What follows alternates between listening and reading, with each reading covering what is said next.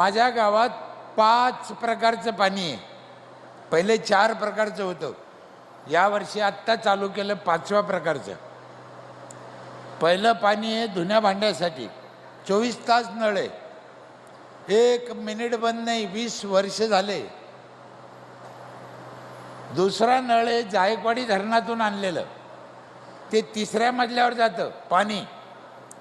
बाईनं खाली नाही यायचं, पाण्यानं वर जायचं, बगर मोटरचं.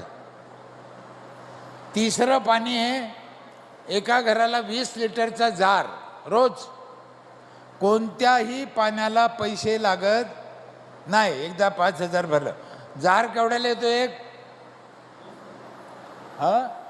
20 म्हणजे महिन्याला 600, वर्षाला 7,000. आम्ही घेतलं किती लक्षात येतं?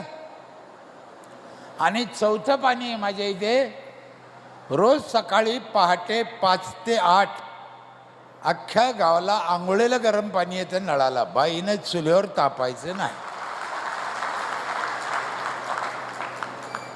नवरा म्हणला मला आंघोळ करायची, तर बाई त्या नळाकडे बोट करते, तो नळ तू करशील तर कर, नाही तसाच मर.